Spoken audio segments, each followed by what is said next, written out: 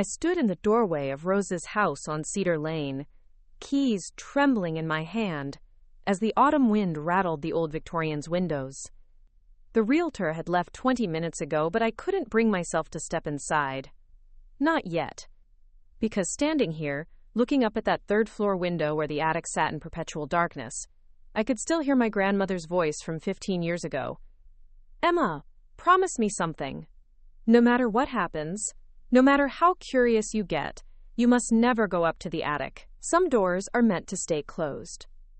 I had promised, like any 13-year-old would, thinking it was just another one of Grandma Rose's quirky rules. But now, holding the deed that made this house mine, I realized that promise might have been the most important words I'd ever spoken. And I was about to break it. Before we jump back in, tell us where you're tuning in from, and if this story touches you, make sure you're subscribed, because tomorrow, I've saved something extra special for you. The lawyer's office had smelled like old leather and disappointment when Mr. Webb read Rose's will 3 days earlier. I'd expected maybe a few family photos, perhaps her antique jewelry box, the kind of sentimental tokens grandmothers leave behind. What I didn't expect was for her to bypass my parents entirely and leave me her entire estate. The house on Cedar Lane, the small savings account, even her prized rose garden that she'd tended for over 40 years. My father's face had turned the color of fresh concrete when Mr. Webb announced my name as the sole beneficiary. Mom had gripped Dad's arm so tightly her knuckles went white, and my brother Jake had simply stared at me like I'd grown a second head. "There must be some mistake," Dad had said, his voice cutting through the heavy silence of the law office. "My mother wouldn't have done this without discussing it with us first. Emma's barely out of college. She lives in some cramped apartment in Portland. She can't handle a property like that." Mr. Webb had adjusted his glasses and referred back to the documents, his tone professionally neutral but somehow protective. "I can assure you, Mr. Collins, that Mrs. Rose Collins was very specific about her wishes. She met with me multiple times over the past 2 years to finalize these arrangements. She was of sound mind and clear intent." The drive back to Portland that afternoon had been the longest hour of my life. Dad hadn't said a word, but his grip on the steering wheel spoke volumes. Mom kept turning around to look at me from the passenger seat, her expression cycling between hurt and confusion. "She loved us all equally," Mom had finally whispered, more to herself than anyone else. "I don't understand why she would do this. We took care of her, we visited every Sunday, we made sure she had everything she needed." Jake, who usually filled any silence with jokes or commentary about whatever game he was currently obsessed with, had stared out the window the entire trip, earbuds in, avoiding all eye contact. That night, alone in my Pearl District apartment, I'd called Aunt Sarah. She was Mom's sister-in-law, Rose's daughter who lived in Seattle, and had always been the family mediator. "I don't understand it either, Emma," she'd admitted, but there was something in her voice, a hesitation that made me think she knew more than she was letting on. "Your grandmother was a private woman, especially in those last few years. She became very particular about who she trusted with certain information. When I'd pressed her about what that meant, she'd grown quiet. Just be careful when you go through her things, honey." Rose kept some parts of her life very close to her chest. The next morning, I'd driven back to Maplewood alone, telling my boss I needed a few personal days to sort through Rose's estate. The small town looked exactly as it had during my childhood visits, except somehow smaller, like a movie set that had been built to 3/4 scale. Main Street still had Maplewood Diner, with its faded red awning, the old pharmacy that had never bothered to update its 1970s sign, and the library where Rose had volunteered every Tuesday for 23 years. I'd parked in front of the house and just sat there for a while, memories washing over me in waves that left me feeling seasick. Rose's house had always been the most beautiful on Cedar Lane. The Victorian architecture commanded attention with its wraparound porch, ornate gingerbread trim, and bay windows that caught the morning light like jewels. The garden had been her masterpiece, with climbing roses that she'd coaxed to frame every window and doorway. Even now, in late October, there were still blooms clinging to the vines, defiant against the approaching winter. But it was that third-floor window, dark and curtained, that had always held a peculiar fascination for me as a child. Every time I'd ask about the attic, Rose would change the subject with the skill of someone who'd had decades of practice. "What's up there, Grandma Rose?" I'd asked during one summer visit when I was maybe 10 years old. We'd been working in the garden together, her hands guiding mine as we deadheaded the climbing roses. She'd paused, her pruning shears frozen mid-cut, and looked up at that window with an expression I couldn't read. "Just old things," she'd said finally. "Things that are better left undisturbed." But the way she'd said it, with a tremor in her voice that I'd never heard before, had made me more curious, not less. The few times I'd glimpsed the attic access during visits, it had been secured with not just one lock, but 3. An old-fashioned skeleton key lock, a modern deadbolt, and what looked like a custom latch that she'd had installed by Mike Rodriguez, the local handyman who'd done work around her house for years. "Your grandmother is very particular about her privacy," Mom had explained when I'd mentioned the locks. "She's lived alone for so long, she's developed some quirky habits. It's harmless." But even as a teenager, I'd sensed there was more to it than quirky habits. Now, standing in Rose's living room, I could smell the lingering traces of her lavender perfume, mixed with the lemon oil she'd used on the hardwood floors. Preparing and narrating this story took us a lot of time, so if you are enjoying it, subscribe to our channel. It means a lot to us. Now back to the story. The house felt suspended in time, like she'd just stepped out to check the mailbox and would return any moment with her gentle smile and a plate of homemade oatmeal cookies.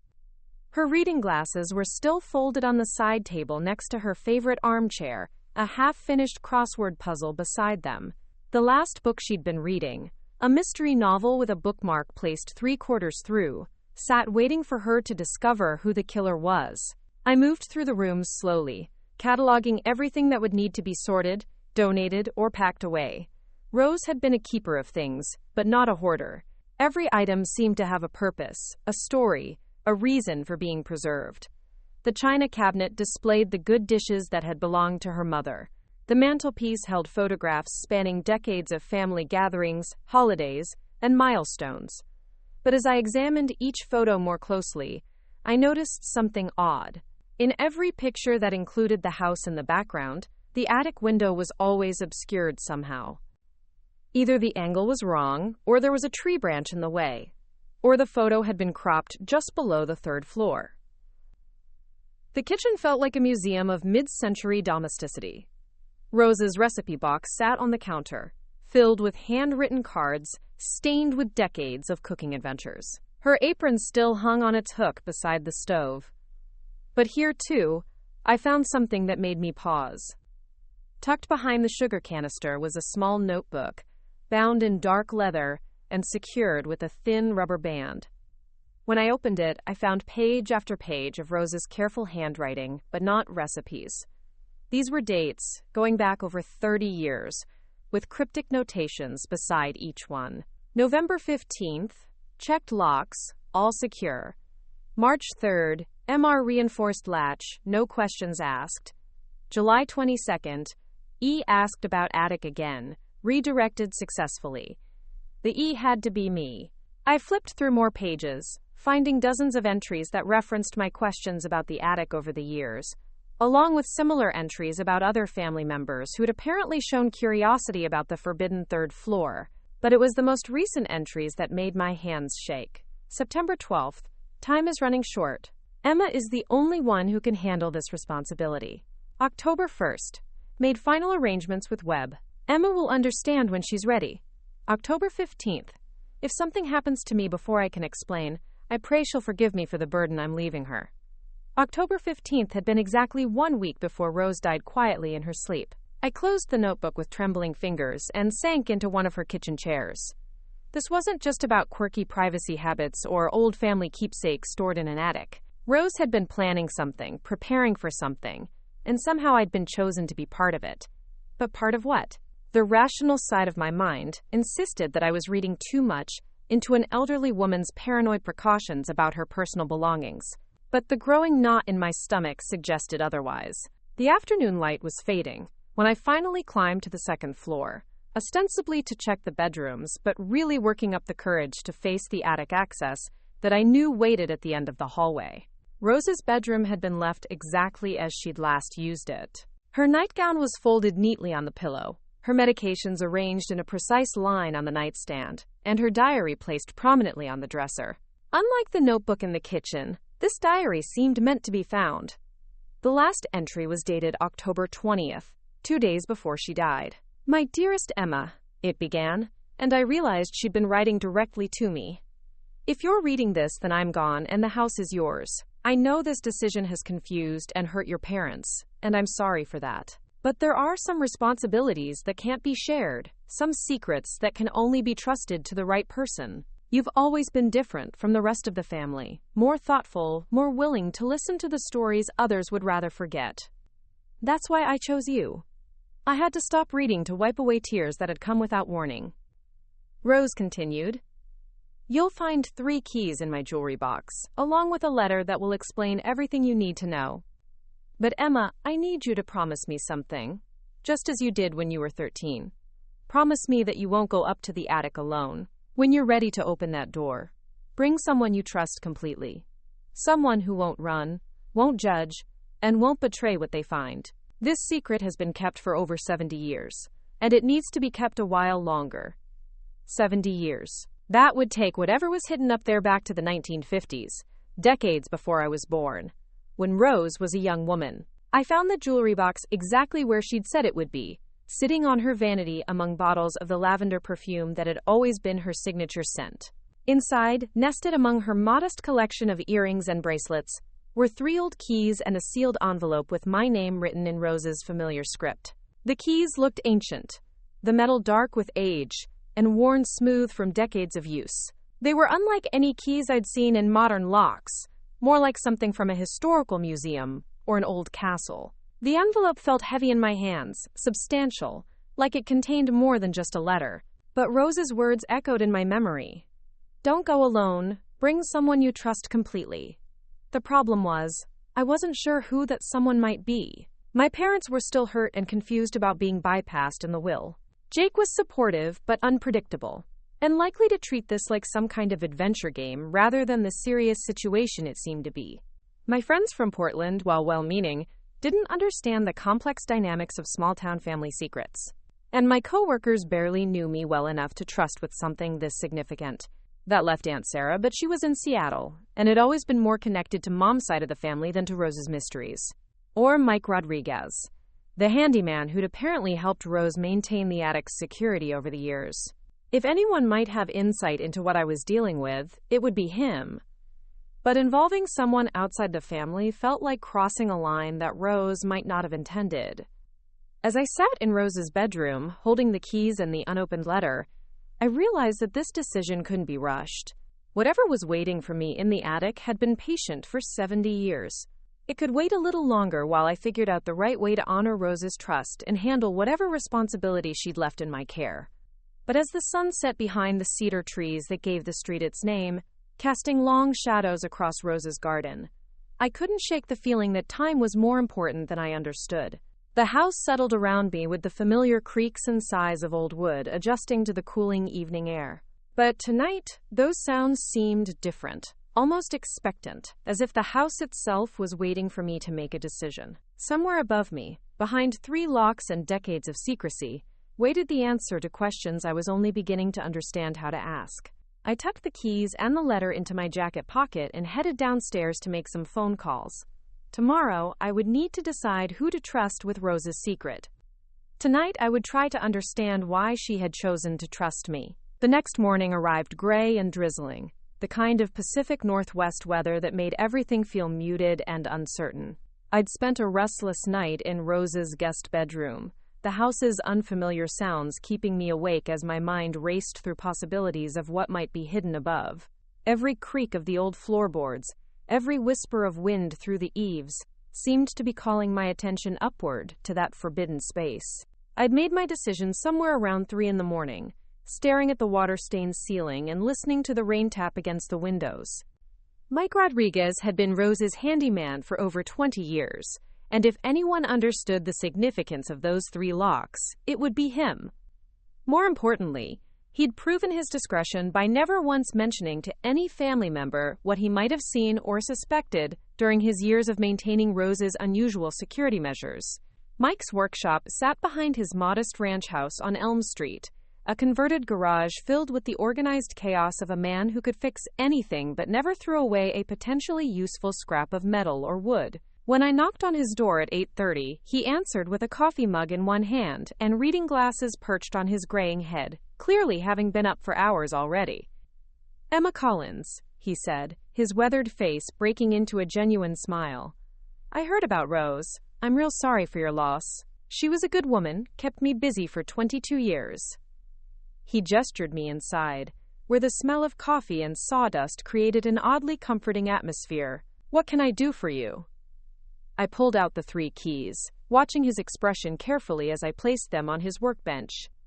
Mike's smile faded, replaced by something more serious, more guarded. He set down his coffee mug and picked up each key in turn, examining them with the careful attention of someone who recognized their significance. "She left these to you," he said. It wasn't a question. "Along with the house and a letter I haven't opened yet," I replied. "Mike, I need to ask you something, and I need you to be completely honest with me. What's in Rose's attic?" Mike was quiet for a long moment, rolling the oldest key between his fingers.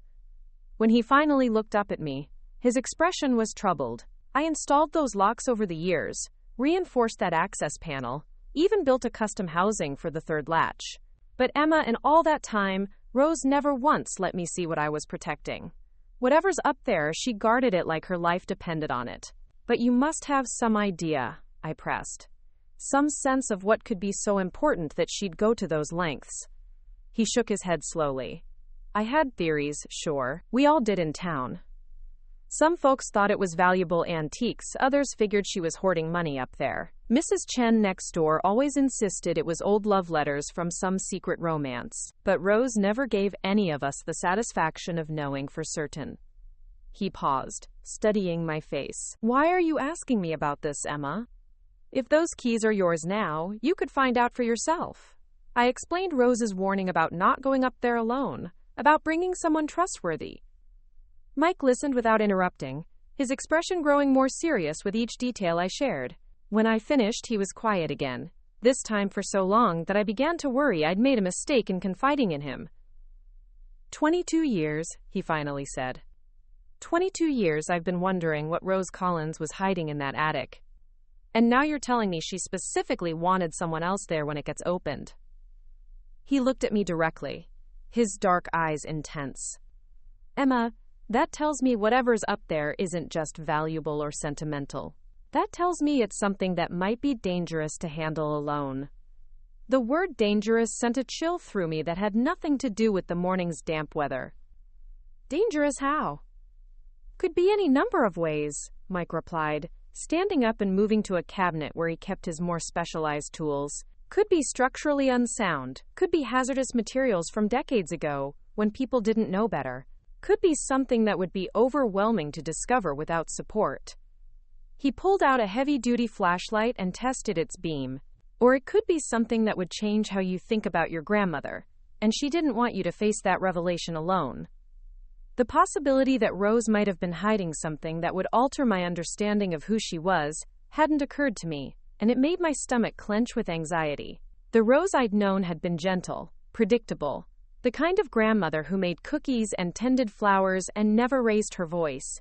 What could she possibly have been concealing that would require such elaborate secrecy? "Will you come with me?" I asked. "Will you help me open it?" Mike considered this for a long moment, then nodded slowly. "I think I owe it to Rose, after all these years of helping her keep that secret.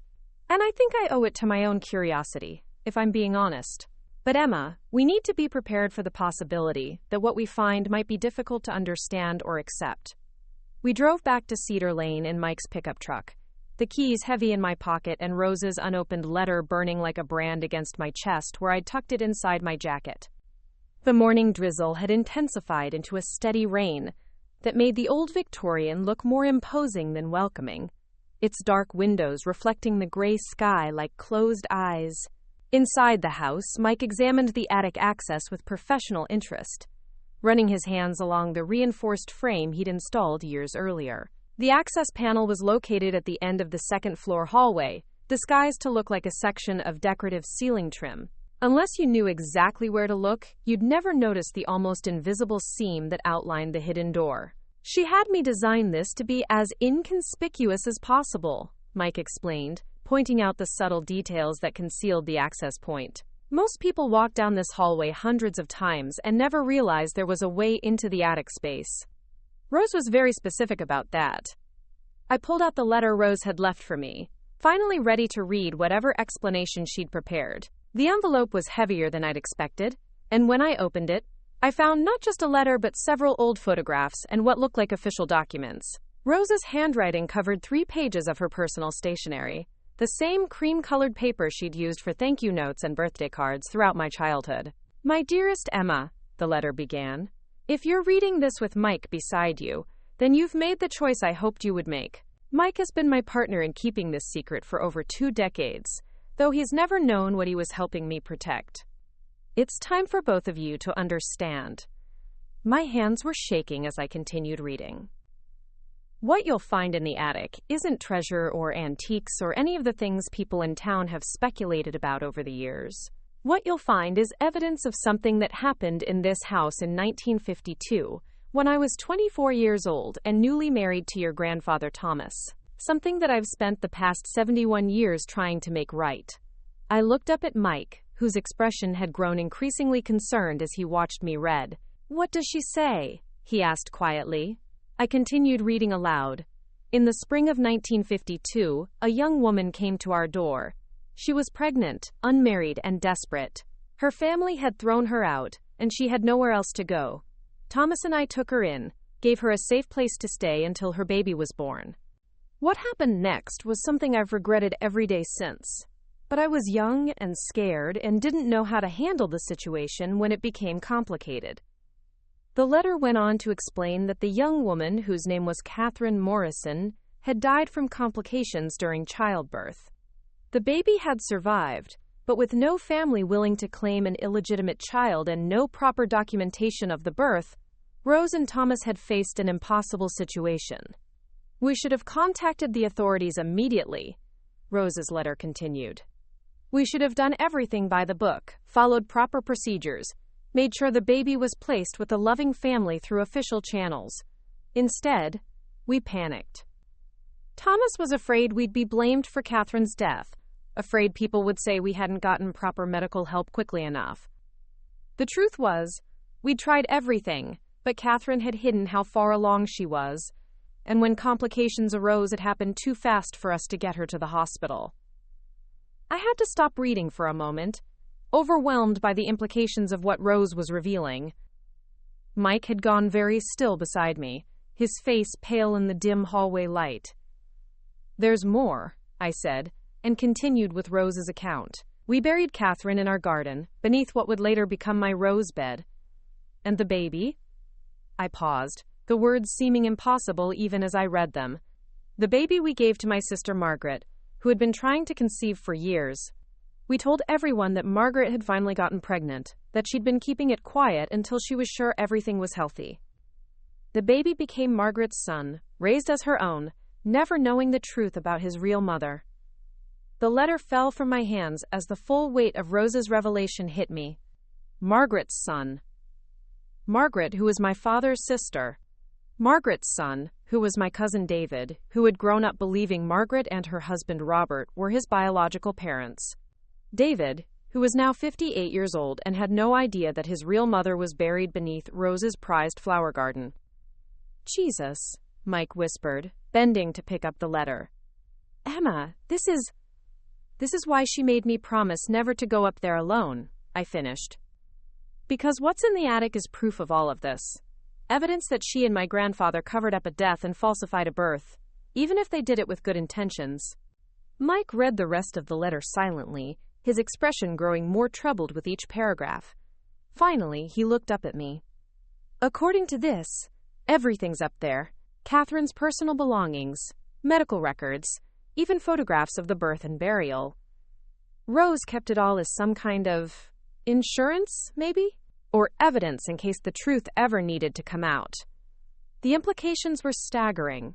Not only had Rose and Thomas covered up Catherine Morrison's death and arranged an illegal adoption, but they'd maintained this deception for over 70 years. David had lived his entire life not knowing his true parentage, and Margaret had taken the secret of his adoption to her grave when she died 5 years earlier. What am I supposed to do with this? I asked, more to myself than to Mike. How do I handle something like this? Mike folded the letter carefully and handed it back to me. I think, he said slowly, we need to see what's actually in that attic before we make any decisions about what comes next. Rose left this to you for a reason, Emma. Maybe once we see everything she preserved, we'll understand what she wanted you to do with it. The 3 keys felt impossibly heavy as I pulled them from my pocket. The first key, the oldest one, looked like it belonged to a door from the 1920s when the house was built. The second was more modern, probably from the 1980s when Mike would have installed the first of his security upgrades. The third was the most recent, a high-security lock that looked like it belonged on a bank vault rather than an attic access. Mike positioned his ladder beneath the access panel while I examined the lock mechanisms. Each key had to be turned in a specific sequence, and it took several attempts before we figured out the correct order. The first key released what looked like the original lock, probably installed when Rose first decided to secure the space. The second key disengaged a deadbolt that Mike had added years later. The third key controlled the custom latch system that had been his most recent modification. When all 3 locks finally released, the access panel opened with a soft sigh, as if the attic space had been holding its breath for decades. A wooden ladder folded down, sturdy and well-maintained despite its age. Mike tested it carefully before nodding that it would hold our weight. The smell that drifted down from the attic was musty but not unpleasant, like old books and dried lavender. Mike climbed up first, his flashlight beam preceding him into the darkness. I heard him take a sharp breath, then call down to me. Emma, you need to see this. I climbed the ladder on trembling legs, emerging into a space that was nothing like what I'd expected. The attic had been converted into a carefully organized archive, with filing cabinets, storage boxes, and display cases, arranged with museum-like precision. Battery-powered LED lights came on automatically as we entered, revealing a space that had been maintained with obsessive care. But it was the far wall that made me gasp out loud. Covering nearly the entire surface was a massive collage of photographs, documents, newspaper clippings, and handwritten notes. At the center was a large photograph of a young woman with dark hair and a gentle smile, her hand resting on her obviously pregnant belly. Beneath the photo, in Rose's careful handwriting, were the words Catherine Morrison, 1932 to 1952. May she finally rest in peace. The entire wall was a shrine to Catherine, and a detailed record of everything that had happened during those tragic weeks in 1952. There were photographs of Catherine during her stay at the house, medical notes in Rose's handwriting documenting her condition, and even pictures of the makeshift burial in the garden. But most shocking of all were the photographs of the baby, tiny and wrinkled, being held by Margaret in what was clearly a hospital room. Rose documented everything, Mike said, his voice barely above a whisper. Every detail, every decision, every consequence. She turned this into a complete record of what happened. I moved closer to examine the other items displayed around the room. There were Catherine's personal belongings, a small suitcase, some clothing, a diary, and a locket with a photograph of a young man who might have been the baby's father. There were legal documents that Rose had apparently forged or altered, including a birth certificate that listed Margaret as the mother. And there were letters, dozens of them, written by Rose to Catherine over the years, as if she'd been carrying on a conversation with the dead woman. She never forgave herself, I realized, reading through some of the letters. She spent 70 years trying to make amends for a decision she made when she was barely more than a child herself. Mike had moved to a filing cabinet and was examining its contents. Emma, there's more here. Financial records showing money Rose sent to various charities over the years. All donations made in Catherine's name. Records of volunteer work she did with unwed mothers. It's like she spent her entire adult life trying to balance the scales for what happened in 1952. The weight of Rose's secret was overwhelming, but what made it even more difficult was understanding why she'd chosen to burden me with it. Why not take this to her grave? Why preserve all this evidence and pass the responsibility to me? The answer came when I found another letter, this one addressed to me specifically, and dated just 1 month before Rose's death. In it, she explained her reasoning with painful clarity. Emma, I'm dying, and with me will die the only living witness to what really happened to Catherine Morrison. David deserves to know the truth about his mother, but I've been too much of a coward to tell him myself. I've watched him struggle his whole life with questions about why he felt different from Margaret and Robert, why he never quite fit in their family the way he should have. He deserves answers, but I couldn't give them to him while I was alive because I was too ashamed of my own role in keeping the truth from him. The letter continued, but you, Emma, you have the strength and integrity to handle this situation correctly. You have the wisdom to decide when and how to reveal the truth, if it should be revealed at all. I'm trusting you to make the decision I was too frightened to make myself. I sank into a chair that Rose had placed near her shrine to Catherine, overwhelmed by the enormity of what she'd asked of me. David was my cousin, a man I'd grown up knowing as Uncle Robert and Aunt Margaret's son. He was married, had children of his own, had built his entire identity around a family history that was completely fabricated. How could I possibly decide whether to shatter that foundation with the truth about his origins? Mike had been quietly exploring the rest of the attic while I read Rose's final letter. Now he returned with another box, this one filled with more recent documents. Emma, I think you need to see this too. Rose was still actively researching Catherine's background right up until she died. She'd been trying to track down Catherine's family, trying to find out if there were other relatives who might want to know what happened to her. The box contained printouts from genealogy websites, correspondence with historical societies, and even records from private investigators that Rose had apparently hired over the years. She'd been determined to find out everything she could about Catherine Morrison, as if learning about the young woman's life could somehow make up for the circumstances of her death. What Mike had discovered was both heartbreaking and remarkable. Rose had managed to trace Catherine's family tree and had found that Catherine had a sister who'd survived into the 1990s. That sister had spent decades searching for Catherine, never knowing what had happened to her younger sibling who had disappeared in 1952. The sister had died without ever learning Catherine's fate, but she'd left behind children and grandchildren who were still alive.